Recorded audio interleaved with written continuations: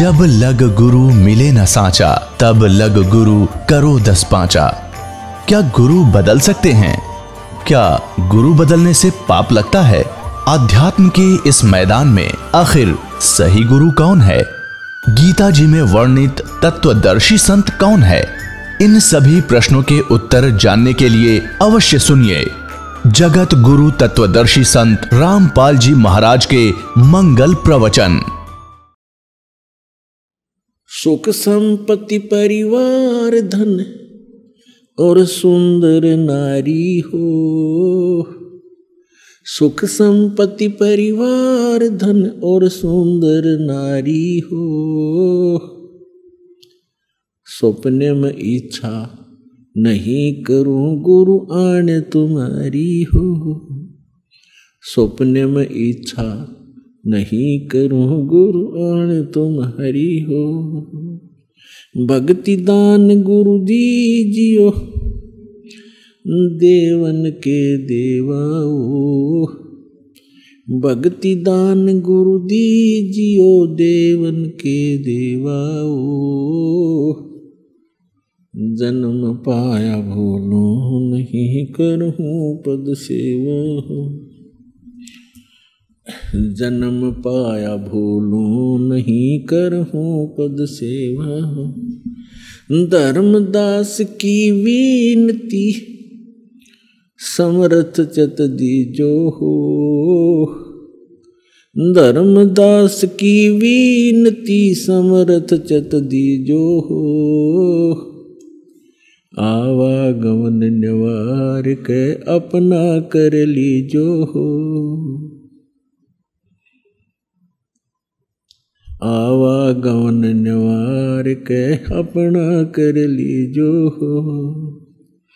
भक्ति दान गुरु दीजियो देवन के देवाओ। जन्म पाया भूलूं नहीं करहूं पद सेवा हो। जन्म पाया भूलूं नहीं करहूं पद सेवा हो। क्या बताते हैं? आदरणीय धर्मदास साहिब जी परमात्मा से परिचित हुए, सचखंड सतलोक देखकर वापस आए। वहाँ के सुख को देखकर फिर यहाँ के सुख से परिचित होकर के उन्होंने कहा था कि जो साधनाएं आप जी ने हमें बताई हैं परमेश्वर, ये सच साधना है।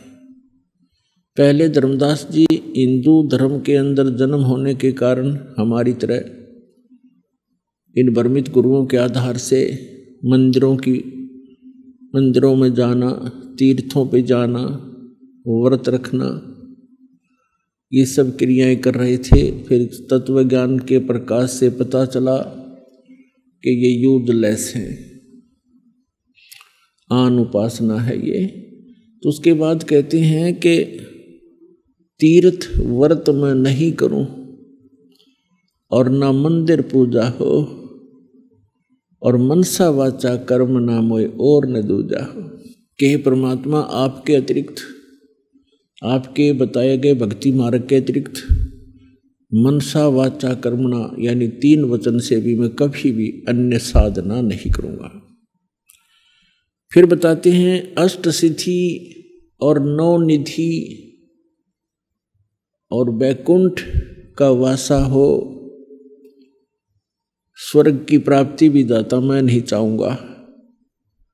क्योंकि स्वर्ग में गए हुए प्राणी भी अपना पुण्य नाश करके पुनः फिर पृथ्वी पर आते हैं कष्ट भोगने के लिए, अपने पाप कर्मों का कष्ट उठाने के लिए। परमेश्वर कबीर जी ने अपने तत्व ज्ञान में बताया है कि जितने भी स्वर्ग हैं ऊपर के लोकों में, वो ऐसे समझो जैसे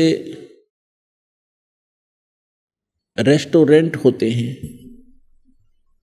जैसे गर्मियों के मौसम में धनी लोग कुल्लू मनाली शिमला साइड में चले जाते हैं, 50-60 हज़ार रुपये ले जाते हैं 2 महीने के लिए।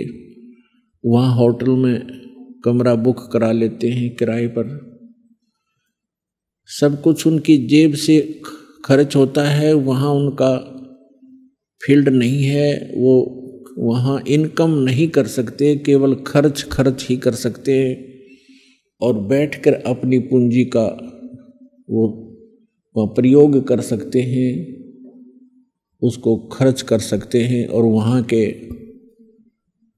जो वातावरण का वो कुछ समय के लिए आनंद उठा सकते हैं अपनी पूंजी से। और जब उनकी पूंजी खिसक जाती है, ख़त्म हो जाती है, अपने आप वहाँ से चलने के लिए विवश हो जाते हैं और अपने कर्म क्षेत्र में आकर के फिर वो सारा वर्ष 10-11 महीने फिर से प्रयत्नशील रहते हैं। धन बचा तो वो बकवादों के लिए तो वहाँ जा पाएंगे पुणे वो शिमला में अगले महीने, और नहीं बचा तो रोटी के भी समस्या हो सकती है, तो वो भी गई सुविधाएं।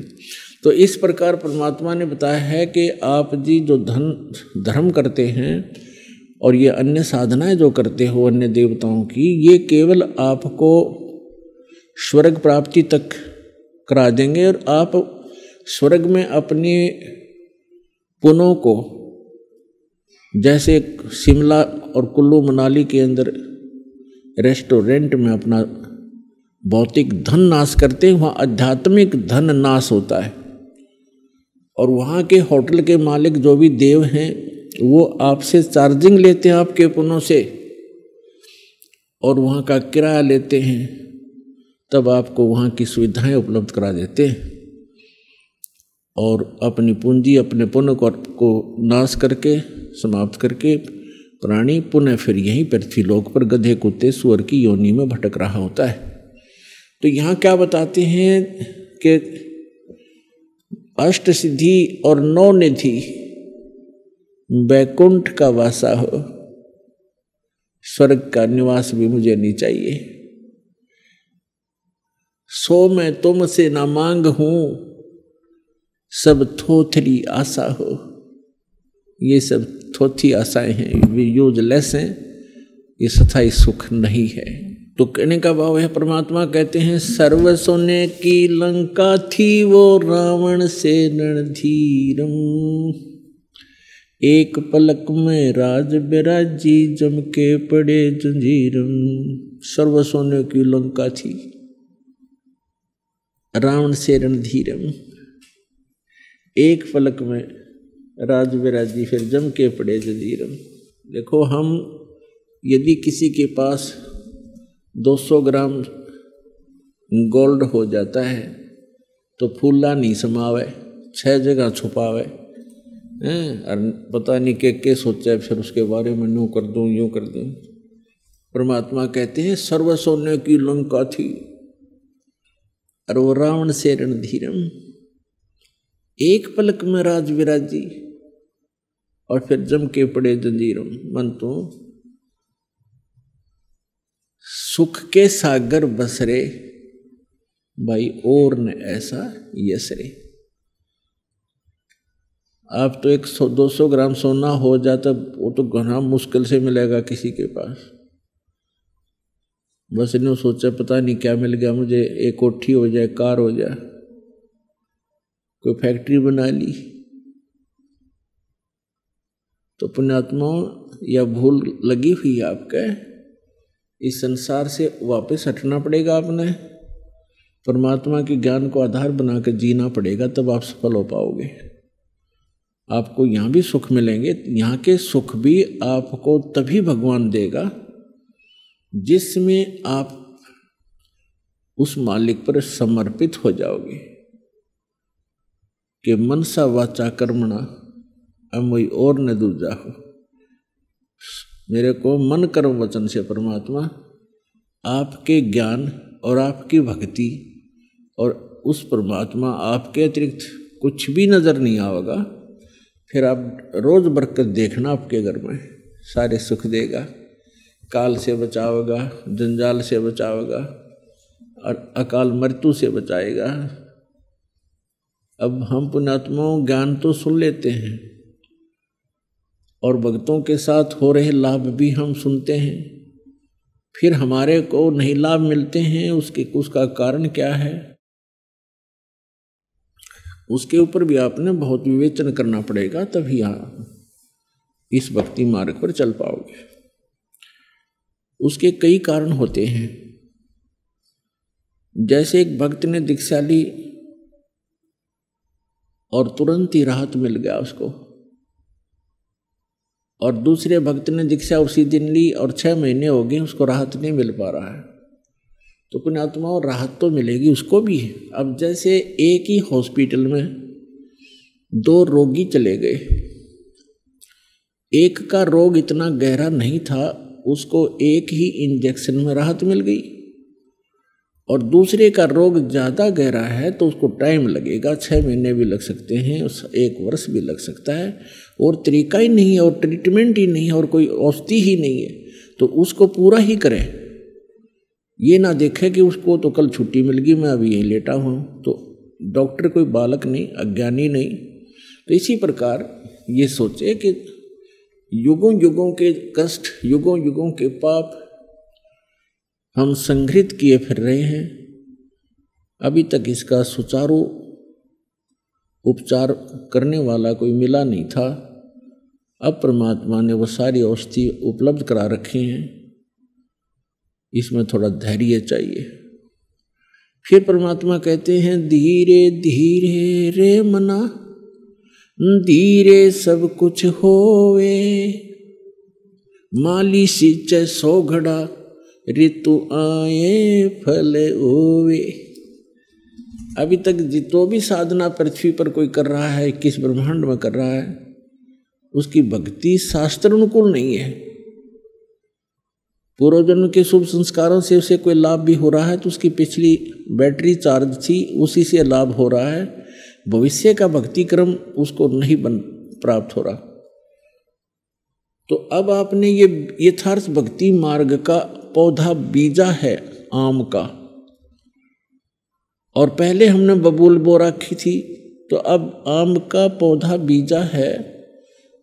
तो पौधा बीजने के बाद उसकी सिंचाई करते हैं, उसकी सुरक्षा करते हैं, और उसमें उसको समय देते हैं।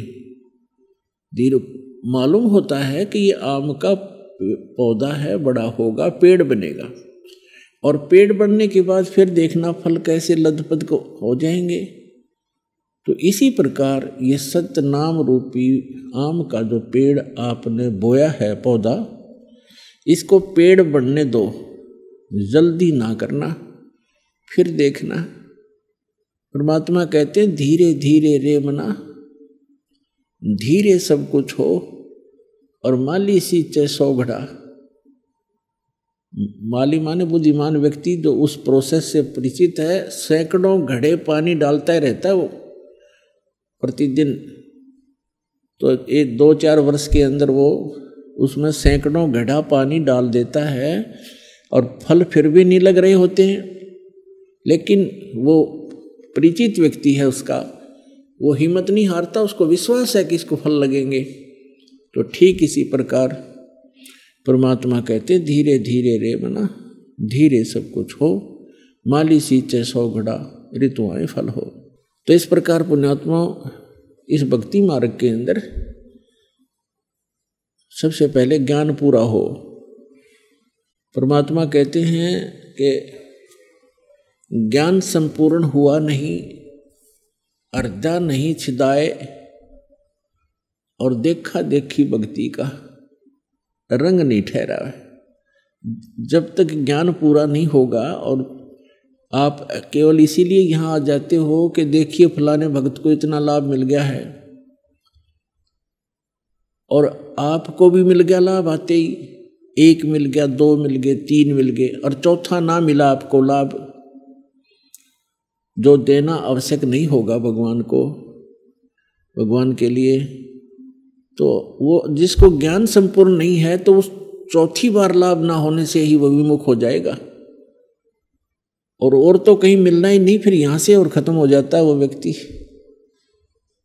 तो इसके लिए परमात्मा कहते हैं ज्ञान संपूर्ण हुआ नहीं, अर्धा नहीं छिदाए। हृदय के अंदर कसक नहीं बनी कि सचमुच ये ज्ञान यही है, पृथ्वी पर भगवान है तो यही है, और समाधान है तो यही है, हमें लाभ नहीं हो रहा है तो कोई रजा है दाता की, कभी तो सुनेंगे। उसके लिए क्या बताया भगवान ने, राम नाम रटते रहो, राम नाम रटते रहो, जब तक घट में प्राण, कभू तो दीन दयाल के हे भनक पड़ेगी कान। उसके लिए तरीका बताया है कि जो भक्ति दे रखे इसको करते ही रहना, और कभी तो दीन दयाल के कानों में भनक पड़ेगी, कभी सुनेगा गरीबों की, अवश्य सुनते। तो इस दृष्टिकोण से इस मार्ग को सफल बनाना है। और वैसे परमात्मा से कोई चीज छुपी नहीं है, उनको सब मालूम है मेरे बच्चों को किस वस्तु की आवश्यकता है और कौन सी कब देना है और ना देना है। तो हमने केवल एक हठ नहीं बनाना होता कि हमें ये काम हुआ तो ठीक है, नहीं तो भगवान नहीं है। परमात्मा जैसे डॉक्टर के ऑपरेशन थिएटर में आने के बाद मरीज की नहीं चलती, और वहाँ यदि मरीज अपनी चलाता है, डॉक्टर के ट्रीटमेंट में डिस्टर्बेंस करता है, तो सफलता नहीं पाता। तो आप जी को जिस दिन दीक्षा मिल जाती है, आपका प्रवेश हो जाता है इस जन्म मरण के रोग काटने वाले हॉस्पिटल में, और फिर काम परमात्मा का है, वो कैसे आपको कौन से लाभ दे, कौन से छोटे मोटे कष्ट भी देने होते हैं। जैसे इंजेक्शन लगाता है डॉक्टर तो भी कष्ट होता है, तो कष्ट नहीं होता, वो ट्रीटमेंट का एक हिस्सा है। ठीक इसी प्रकार छोटे मोटे अगर फिर भी कष्ट आते हैं तो परमात्मा के ट्रीटमेंट के एक हिस्से ही समझना उनको। अब क्या बताते हैं, मन तो सुख के सागर बसरे, भाई और न ऐसा यस रे, कि हे पुण्यात्मा उस सुख सागर में वास प्राप्त कर, उसमें बस। सुख सागर किसे कहते हैं, शंखों लहर मेहर की उपज, कर नहीं जा कोई, दास गरीब अचल अविनाशी, सुख का सागर सोई। शंखों लहर मेहर की उपजे, वहां कहर नहीं जा कोई। उस सतलोक के अंदर शंखों लहर मेहर की उपजे। अब जैसे कभी कभी जब एकांत में बैठे हों, मन भगवान के चरणों में लगा हो, एक ऐसी हिलोर उठती है अंदर से, जैसे सारा विश्व अपना सा लगता है। कोई दुश्मन दिखाई नहीं देता, चाहे किसी ने कितना ही सता रखा हो हमारे को, सब अपने से लगते हैं। तो उस समय वो मेहर की लहर थी कि सबके ऊपर दया बन गई थी, और कुछ क्षण के बाद वो चली जाती है वो लहर, फिर वही का वही खचड़ा भर जाता है। उसने ऐसे कर दिया, उसने ऐसे कर दिया, वहाँ हानि होगी, वहाँ लाभ हो गया, ऐसे करूँगा, वैसे कर दूंगा। वो कहर की लहर शुरू होगी फिर। तो परमात्मा के प्यारे हंस गरीबदास साहिब जी बता रहे हैं कि मैं सतलोक गया कबीर भगवान के साथ, और परमेश्वर कबीर जी ने मुझे फिर सतलोक सचखंड सुख सागर दिखाकर वापस छोड़ा, उसकी महिमा सुना रहे हैं। तो वहां कहते हैं शंखों लहर मेहर की उपज,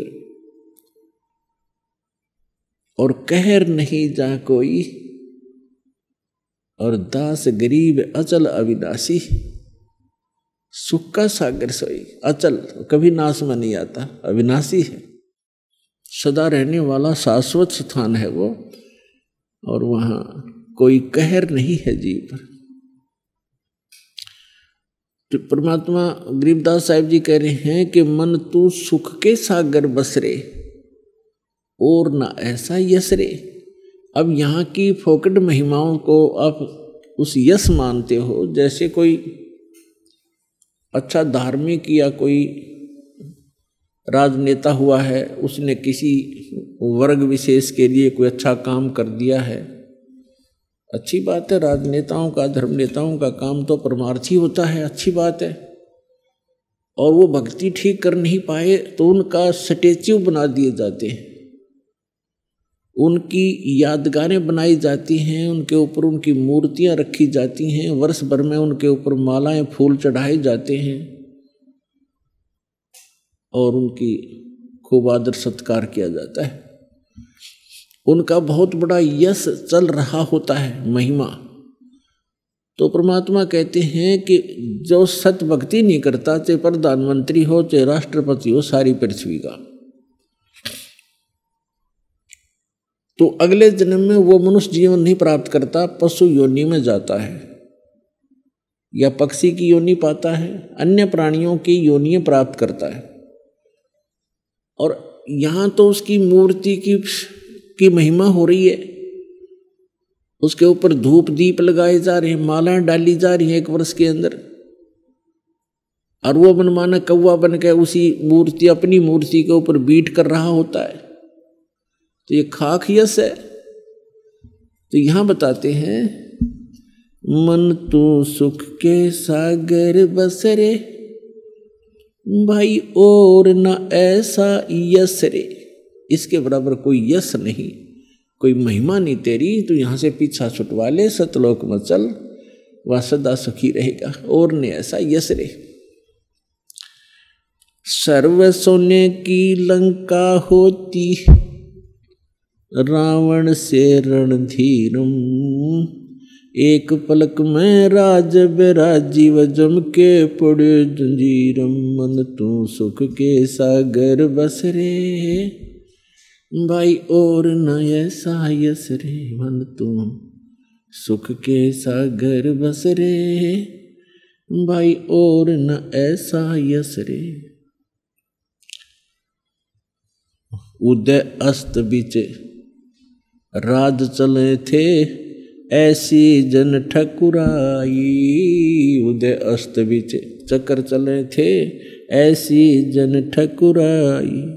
चुन कर ईश्वर कल्प करी जा खोज न पाया राई। मन तू सुख के सागर बस रे भाई और न ऐसा यस रे। मन तू सुख के सागर बस रे भाई और न ऐसा यस रे।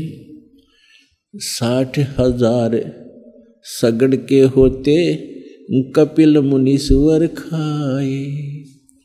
60,000 सगड़ के होते कपिल मुनीश्वर खाए।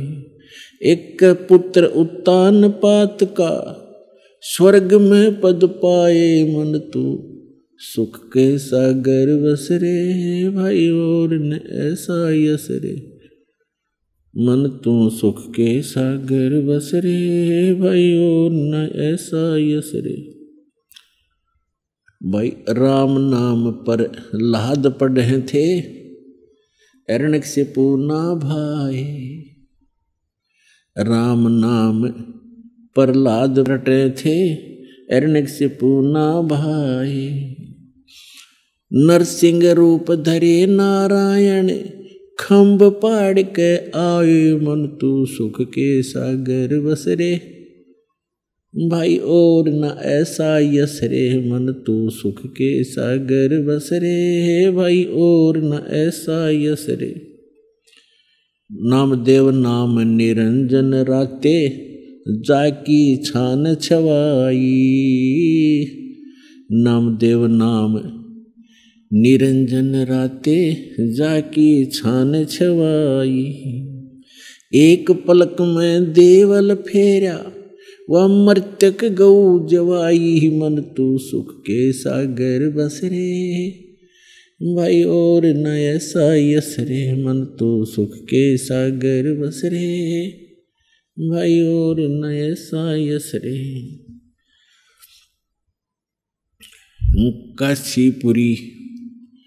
काशीपुरी कबीरा होते ताही लखोरे भाई। हाँ काशीपुरी कबीरा होते ताही लखोरे भाई। बन के सो बंजारा उतरे, 9 लाख बौलद आई मन तू सुख के सागर बसरे। भाई और न ऐसा यस रे मन तू सुख के सागर बसरे। भाई और न ऐसा यस रे। भाई कनक जनेऊ कंद दिखाया, भक्ति करी रविदासा। कनक जनेऊ कंद दिखाया, भक्ति करी रविदासा। दास गरीब कौन गति पावे, मग हर मुक्ति विलासा। मन तू सुख के सागर बसरे। भाई और न ऐसा यस रे मन तू सुख के सागर बसरे। भाई और न ऐसा यस रे। अब क्या बताते हैं परमात्मा, हमें याद दिलाते हैं कि यहाँ आप क्या मांगते हो। सर्व सोने की लंका थी, रावण से रणधीरम, एक पलक में राज राज्य वजम के पड़े जंजीरम। हाय हाय।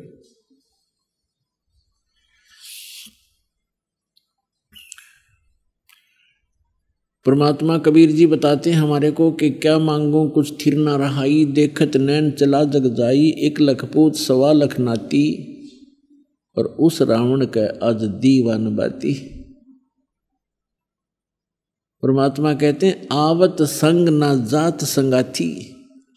जब तुम संसार में आए तब तुम्हारे साथ कोई नहीं आया था, बाद में यही जुगाड़ जुड़ा सारा, यहीं पर व्यवस्था बनी है। आवत संग ना जात संगाती, और क्या भया दर बांधे हाथी। फिर कहते हैं कहे कबीर अंत की बारी, जैसे हाथ झाड़ कर चला जुआरी।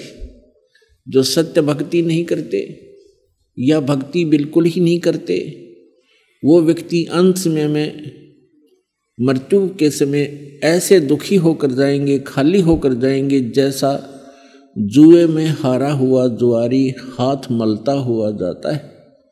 तो कहते हैं कहे कबीर अंत की बारी, और जैसे हाथ झाड़ कर चला जुआरी। तो क्या बताते हैं परमात्मा, राम नाम पर लाद पढ़े थे, हिरण्यकशिपु ना भाई।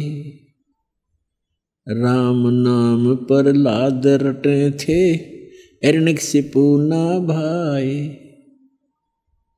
नरसिंह रूप धरे नारायण, खम्भ पाड़ के आए मन तू सुख के सागर बसरे।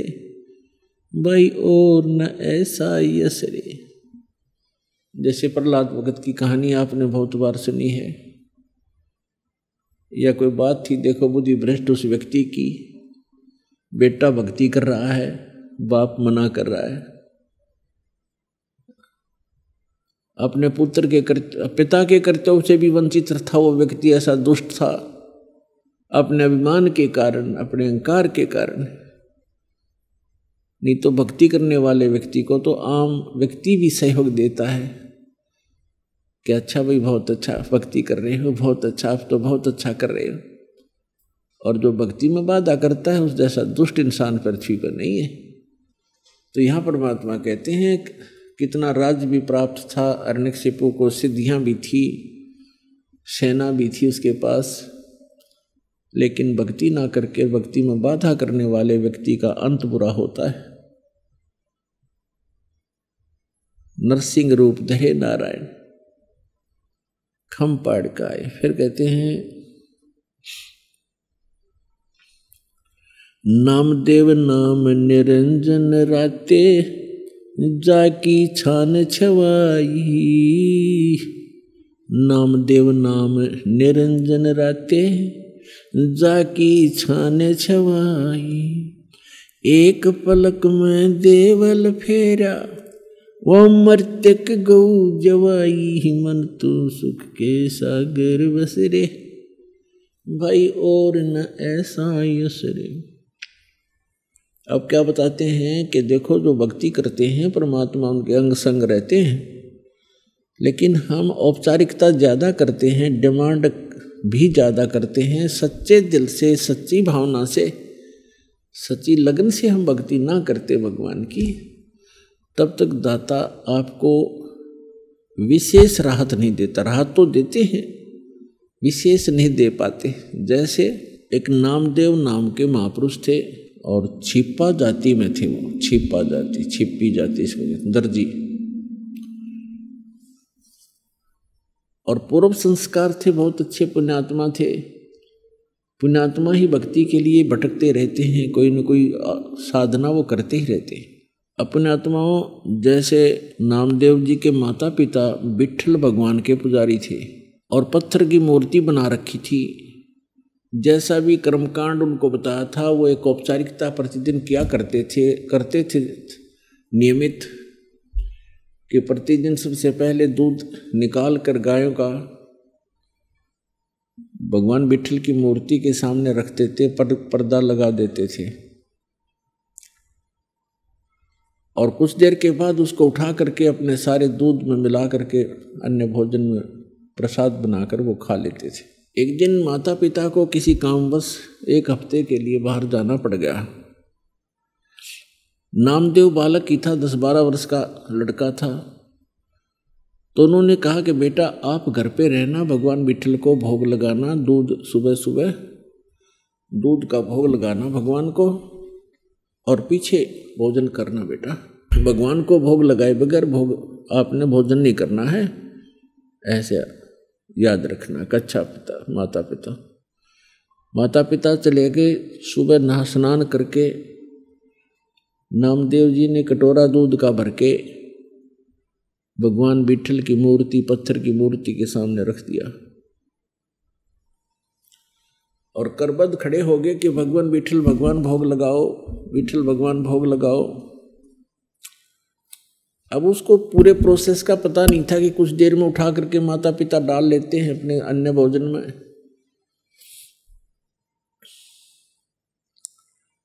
खड़ा रहा घंटा 2 घंटा, विट्ठल भगवान ने कोई भोग नहीं लगाया। उसमें कुछ चींटियां चढ़ गई तो उसने सोचा भी हमसे भगवान प्रसन्न नहीं है मेरे से, और उस दूध को वहां से उठा लिया। अगले दिन फिर नहा धो करके खूब हृदय से प्रार्थना की, दूध रख दिया, यही रहा, कुछ नहीं, भोग नहीं लगा, फिर उठा लिया। 2 दिन उन्होंने भी, भगवान नामदेव जी ने भी कुछ भी आहार नहीं किया। तीसरे दिन फिर ऐसा ही हुआ। बच्चा था, भूख से बहुत व्याकुल हो गया और कहा भगवान जब तक आप भोग नहीं लगाओगे, मेरे माता पिता का आदेश है, आपका दास भी भोजन नहीं कर सकता। मुझसे अवश्य कोई गलती हुई होगी, क्योंकि मैं पूरी पूजा विधि से परिचित नहीं हूँ भगवान, बालक हूँ, मेरी कोई त्रुटि है, क्षमा करो। आप भोग नहीं लगाओगे, मेरे माता पिता मुझसे नाराज होंगे, मुझे गुस्सा होंगे, और भगवान आप भोग लगाओ, मेरी त्रुटि को माफ करो प्रभु। अब तीसरे दिन जाकर के भगवान ने देखा कि बालक, वह पत्थर तो था नहीं, वो तो कुछ सुन नहीं रहा था, कुछ कर नहीं रहा था। अब कहते हैं 100 सलसीधर मैं करूं अपने जन के काज, स्वयं परमात्मा आए सूक्ष्म रूप धारण करके, और पत्थर की मूर्ति के हाथ ऐसे आगे को बढ़ा दिए, उनमें कटोरा पकड़ा, और नामदेव समझ रहा है कि पत्थर पी रहा है, और पी रहे थे भगवान सूक्ष्म रूप में। नामदेव की खुशी का कोई ठिकाना ना रहा। नहाया धोया, भोजन पाया। उनके माता पिता आए, उन्होंने तो आते ही पूछा कि बालक है, कहीं गलती से भोग ना लगाया हो भगवान को। पूछा बेटा भगवान को, विट्ठल भगवान को भोग लगाया था ना? उन्होंने कहा माता जी भोग तो मैं प्रतिदिन लगाता था, लेकिन भगवान ने नहीं लगाया। भगवान ने तीसरे दिन भोग लगाया, 2 दिन कुछ नहीं आहार किया, और मैंने भी कुछ नहीं किया। मैं भी दुखी बहुत हो गया था, भूख बहुत सताती थी, लेकिन मैंने भोग नहीं, मैंने आहार किया नहीं। तीसरे दिन मैंने विशेष प्रार्थना की, भगवान भोग लगाओ, तब भगवान ने भोग लगाया। अब वो नामदेव के माता पिता उस बच्चे के मुंह की तरफ देख रहे हैं कि ये झूठ बोल रहा है। ये कह रहा है कि तीसरे दिन भगवान ने दूध पी लिया, बट विठल भगवान की मूर्ति ने, उन्होंने सोचा ये झूठ बोल रहा है, इसने भोग भाग नहीं लगाया और हमसे डरता कह रहा है। लेकिन बच्चे के आव भाव से लग रहा था कि झूठ नहीं बोल रहा। तो उन्होंने पूछा, बेटा सचमुच भगवान ने दूध पी लिया? तीसरे दिन पिया माँ। पिताजी तीसरे दिन पिया। अच्छा कैसे? हमारे सामने पिला के दिखा। अगले दिन सुबह उसी तरह दूध का कटोरा लेके स्नान करके रख दिया, दूध नहीं पिया विठल ने। अब नामदेव ने कहा, भगवान आपका दास आज मेरे माता पिता के सामने झूठा सिद्ध होगा, मुझसे फिर अवश्य कोई त्रुटि हुई होगी। भगवान हे मालिक, आप तो दयालु हो, भोग लगाओ प्रभु। उसी समय माता पिता के सामने मूर्ति के हाथ बड़े बड़े हुए, ऐसे जैसे आम हाथ होते ऐसे बन गए, और कटोरा पकड़ा और ऐसे दूध पी लिया। अब नामदेव के पिता का खुशी का ठिकाना नहीं रहा। उसने सारे गांव में बता दी कि मेरे पुत्र ने विठल भगवान को भोग लगा दिया, भगवान ने दूध पिया, हमारे सामने पिया। किसी गांव वाले का ये विश्वास नहीं हो कि झूठ बोलते हैं, बाउंडर फैलाते हैं, दुनिया को भ्रमित करते हैं। ये अपने बेटे की महिमा बनाना चाहता है, इसको महंत बनाना चाहता है। जैसा जैसी सोच जिसकी थी, पंचायत हो गई कि पंचायत के अंदर विठल भगवान की मूर्ति रखी जाएगी, उसमें दूध पिलाएगा तेरा पुत्र, मानेंगे नहीं तो देश निकाला देंगे, तुम्हें गांव से निकालेंगे। पंचायत होगी, विठल बुला लिया, विठल भगवान रख दिए। नामदेव के पिता नामदेव पंचायत में हाजिर हुए। तब कहा कि नामदेव यहां हमारे सामने मूर्ति को भोग लगा के दिखा। तो रख दिया दूध। काफी देर होगी, जब सब लाल पीले हो गए, झूठा है कपटी है, देखा ना, तब नामदेव ने कहा कि हे भगवान, मुझ दास के कारण मेरे माता पिता दुखी हो गए, इनको देश निकाला मिलेगा, आपके भगत थे, हे दाता भोग लगाओ। उसी समय उन सबके सामने ऐसे हाथ निकले मूर्ति से और गट गट दूध पी लिया उस परम पिता ने। बोलो सतगुरुदेव की।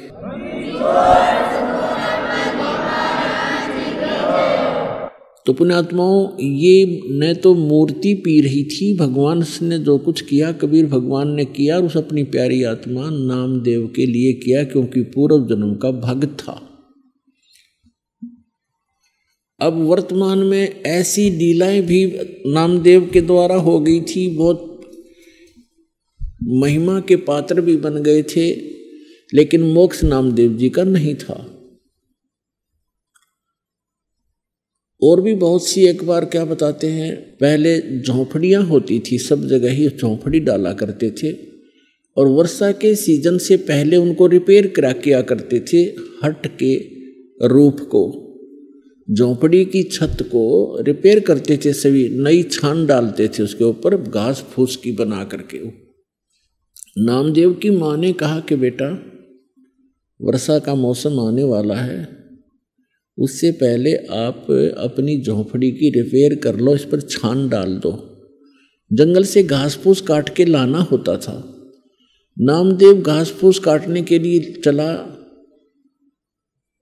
एक कवाड़ी वगैरह साथ लिया जो काट के लाना था पेड़ों से। रास्ते में सत्संग हो रहा था, सत्संग में बैठ गया, सारा दिन मस्त रहा, फिर सेवा में लग गया। शाम हो गई, वो जो उद्देश्य था घास फूस लेने गया था वो नहीं ला सका, खाली हाथ आ गया। माँ ने पूछा, बेटा क्या बात रही, आज घास नहीं लाई? कि माँ कल लाऊंगा, आज मैं सत्संग में चला गया। वो 4 दिन का सत्संग था, उसने अगले दिन भी वैसे ही, उससे अगले दिन भी ऐसे ही। अब तीसरे दिन जब उसने सोचा कि आज माँ बहुत नाराज हो जाएगी, पिताजी भी गुस्सा होंगे, सत्संग में जल्दी समापन हो गया, शाम थोड़ा सा समय रह गया, तो उसने सोचा जल्दी जल्दी कुछ घास फूस काट ही ले चलता हूँ, ना घर वाले नाराज होंगे, तो रोज सत्संग में जाता है कुछ करता है नहीं। तो जल्दी जल्दी वो लगा काटने, और पैर में कुहाड़ी लग गई। जल्दी जल्दी में बौखला सी रहा था बेचारा, पैर में कुहाड़ी लग गई और पकड़ के पैर बैठ गया। फूस जिसा काटा था वो भी नहीं ला सका। तो एक व्यक्ति आया, उसने उसके पट्टी बांधी, दवाई कुछ ऐसे घास फूस नचोड़ के उसके जख्म पर पट्टी बांध दी, बेटा हो जाएगा ठीक, कोई बात नहीं। अब नामदेव धीरे धीरे आ रहा है, तो उसको बहाना मिल गया कि आज माँ को कह दूंगा मेरे पैर के चोट लगी, कुहाड़ी लगी, इसलिए मैं कुछ नहीं ला सका, कल लाऊंगा, फिर ठीक हो जाऊंगा तब लाऊंगा। अब ठीक होने में टाइम लगना था, वर्षा आने वाली थी। तो जो ही क्या किया परमात्मा ने, नामदेव का रूप बनाया, उधर से एक कारीगर का रूप बनाया, आप ही डबल रोल किया, और वहां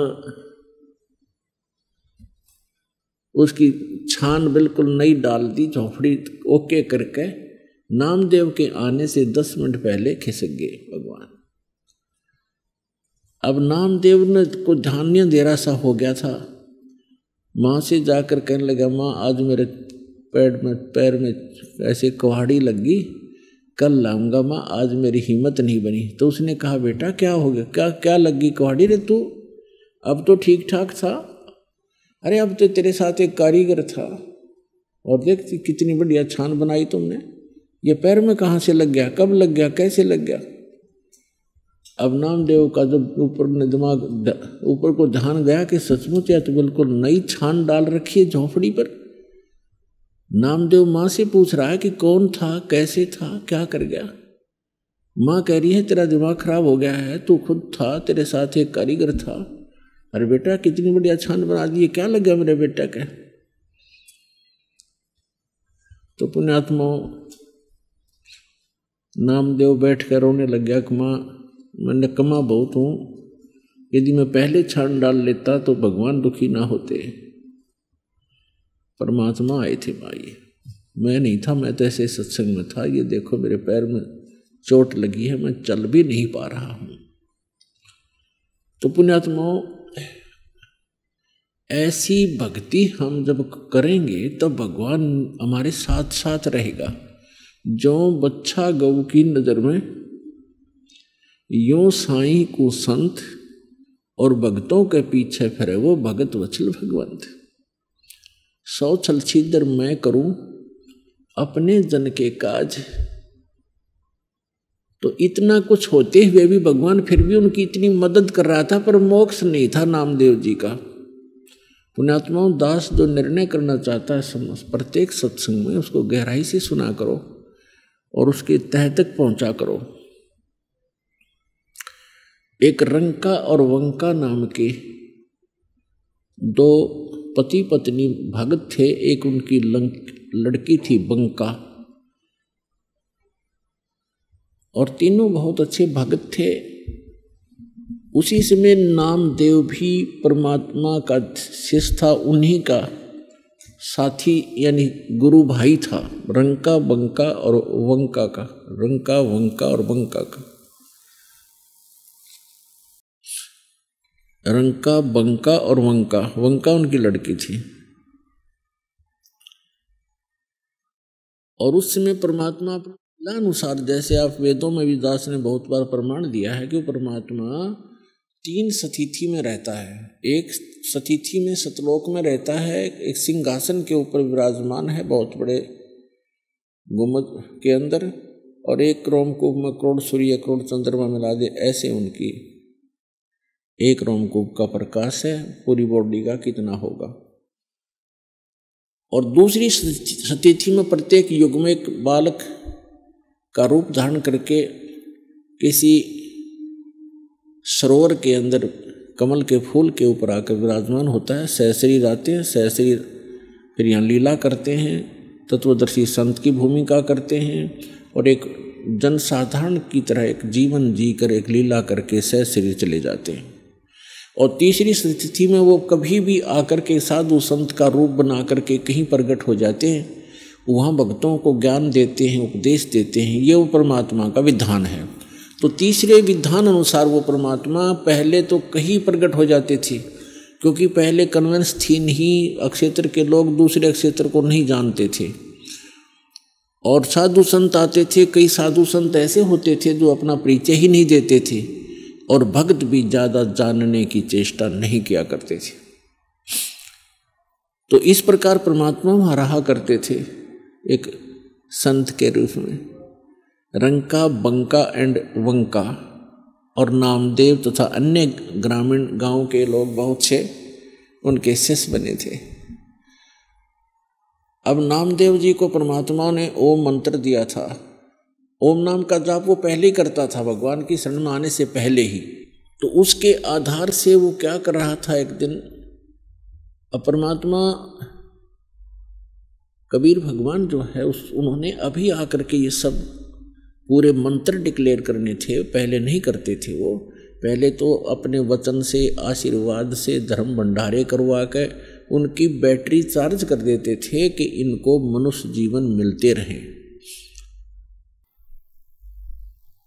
तो उसमें नामदेव जी ओम नाम के जाप की पहले कमाई की हुई थी, पिछले जन्मों की भी, उस जन्म में भी करते थे।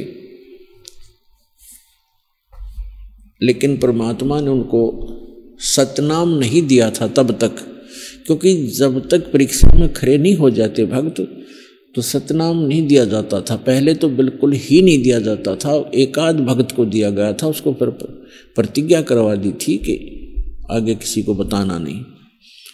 एक दिन नामदेव जी कहीं से आ रहे थे और नगर में प्रवेश कर रहे थे अपने में, और वहाँ एक मंदिर के अंदर ब्राह्मण लोग परमात्मा की आरती उतार रहे थे। बहुत जोर की लय लगा रखी थी, सुर लगा रखा था और घंटियां बजा रहे थे, खड़े होकर के आरती संपन्न कर रहे थे। नामदेव जी भी अपने पैर के जूते निकालकर और उन ब्राह्मणों के अंदर मंदिर में पहुंच गया और हाथ से जूतों से घंटी का काम कर रहा है। अब वहां पुजारी ने देखा, ब्राह्मण ने, कि एक छोटी जाति का समेत जूतों के हमारे बीच में आ गया है।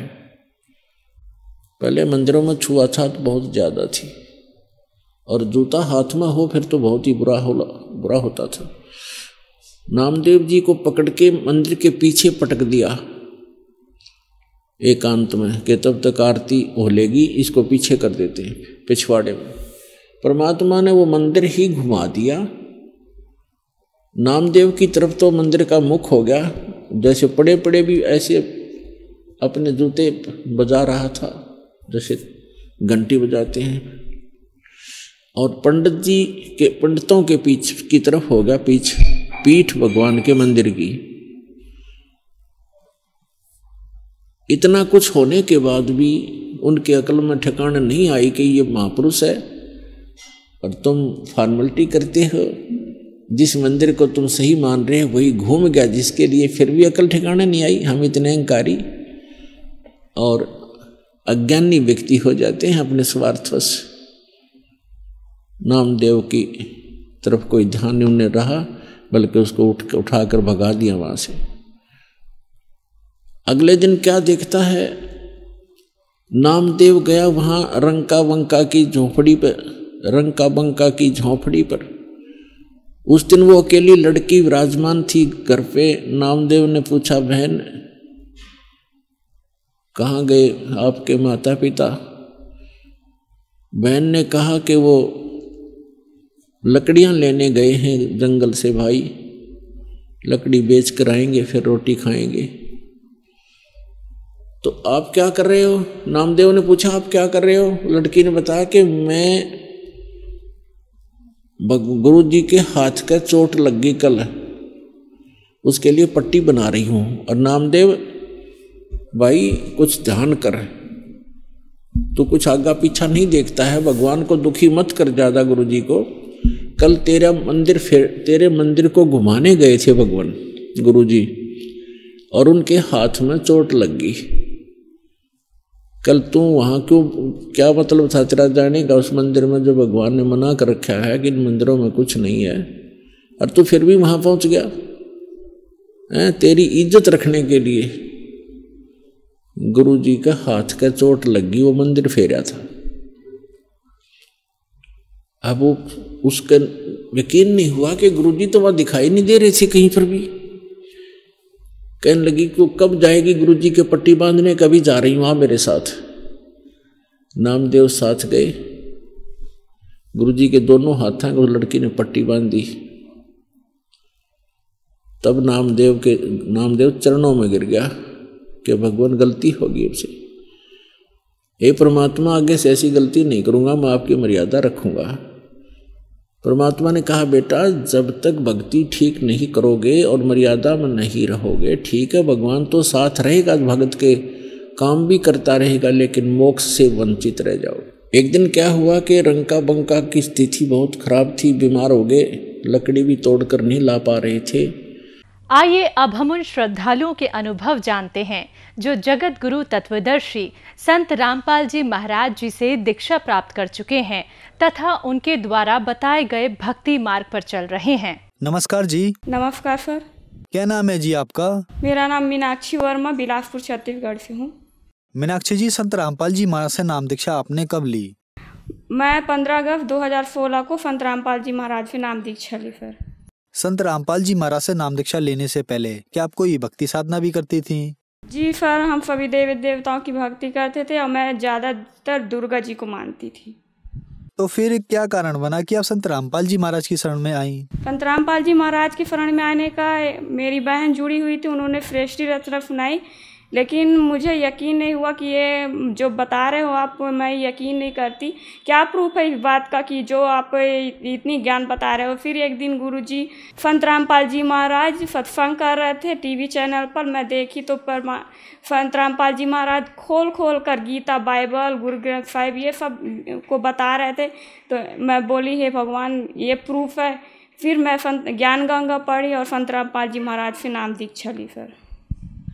संत रामपाल जी महाराज से नाम दीक्षा लेने के बाद क्या आपको कोई लाभ भी मिले?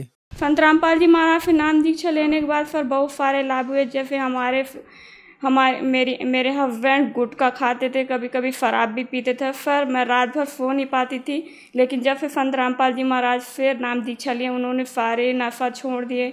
दूसरा लाभ ये हुआ सर कि एक बार हम पनागर जा रहे थे जबलपुर, वहाँ भारी एक्सीडेंट हुआ बस और हमारी गाड़ी से।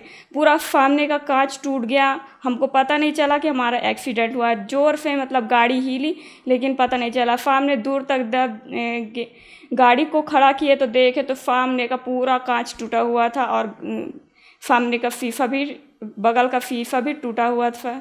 तीसरा लाभ ये है कि मेरी छोटी बहन को सर हार्ट की प्रॉब्लम थी। हम गरीब परिवार होने के नाते हम इलाज उनका नहीं करवा पा रहे थे। वो डॉक्टर बताए कि उनके हार्ट में छेद है और उनका ऑपरेशन कराना पड़ेगा, लेकिन सर हम गरीब पैसा ना होने के कारण हे भगवान हम कैसे करें, कहाँ से लाएं इतना पैसा, और हम नहीं करवाए। लेकिन अचानक से जब संत रामपाल जी महाराज का ज्ञान सुना, परमात्मा सब कर देते हैं ऐसे सुना, तो मैंने नाम दीक्षा दिलाई उनको। और जिस दिन संत रामपाल जी महाराज से नाम दीक्षा ली है उस दिन से उनको एक भी टेबलेट खाने को नहीं मिला और ऐसी कभी उनका तबीयत खराब नहीं हुआ। तीसरा लाभ ये हुआ सर कि एक बार हमारा बोर हो रहा था, उस टाइम बेन लगा हुआ था बोर में और हमको पता नहीं था कि वो मतलब बेन लगा हुआ है, लेकिन गाड़ी आ चुकी थी, बोर हो रहा था और पुलिस की गाड़ियाँ गांव में घूम रही थी। और हम परमात्मा फिर सारी रात अरदास किए कि हे बंदी छोड़, हे संत रामपाल जी महाराज हमारा बोर कैसे होगा। लेकिन पुलिस की गाड़ियाँ घूम रही थी गांव में और उनको सुनाई नहीं दिया कि मतलब बोर हो रहा है, और रातों रात बोर करवा के और परमात्मा संत रामपाल जी महाराज की दया से हमारा बोर हो गया।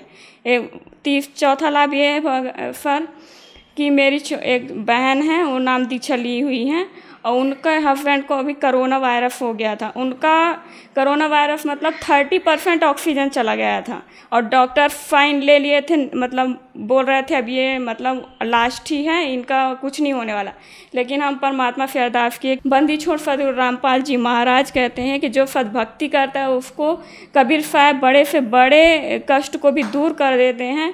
2 दिन के अंदर सर उनका पूरा ऑक्सीजन लेवल 90% आ गया और वो उनकी जो वाइफ थी, जिन्होंने नाम दीक्षा लिया था, उन्होंने 1 महीने उनके साथ मतलब 24 घंटे में 24 घंटे उनके पास रही, ले वो कोरोना वायरस से इन्फेक्टेड नहीं हुई सर। उनका ऑक्सीजन लेवल 30 हो गया था, लेकिन संत रामपाल जी महाराज की दया से 2 दिन के अंदर परमात्मा ने ऐसी रजा की कि उनका ऑक्सीजन लेवल 90% चला गया और वो आज पूरी तरह से स्वस्थ हैं सर। चौथा लाभ ये है सर कि मेरी बहन एजुकेटेड हैं और उनकी शादी नहीं लग रही थी। हम भगत समाज से जुड़े हुए थे सर, लेकिन भगत समाज में मतलब शुरू में जुड़े हुए थे, रामायणी कैसे करना क्या करना वो सब पता नहीं था। बड़ी मुश्किल से एक जगत का लड़का मिला, वो भी नाम उपदेशी नहीं था। अब हमारे सामने सबसे बड़ी समस्या ये हुई कि हम भगत परिवार से जगत में कैसे मतलब वो करें, शादी करें। तो परमात्मा ने ऐसी रजा की कि 10 दिन के अंदर हम परमात्मा ने व्यवस्था की और भोपाल रामायणी सम्मेलन में उनका रामायणी हुआ। आज वो दोनों भगत हैं।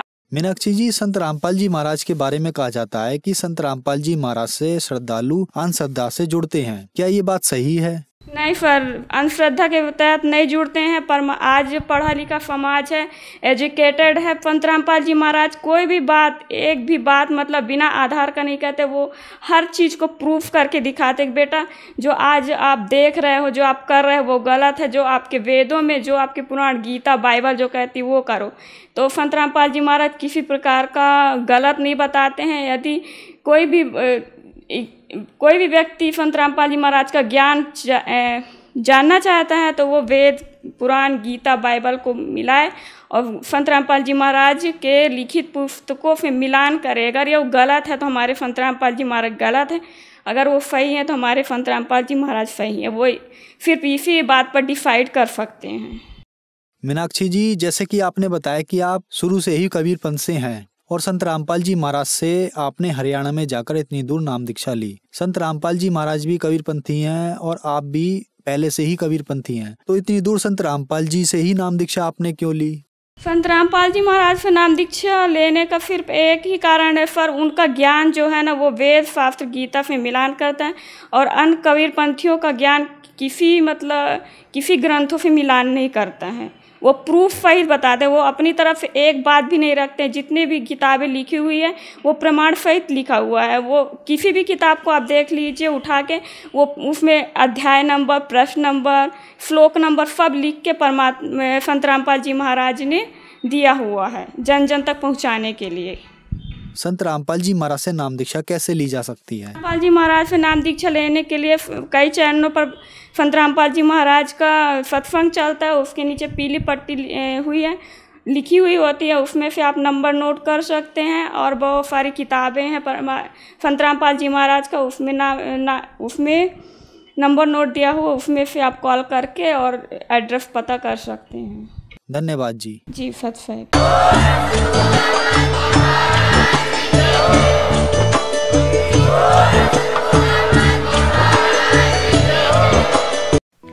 आप सुन रहे थे जगत गुरु तत्वदर्शी संत रामपाल जी महाराज के मंगल प्रवचन।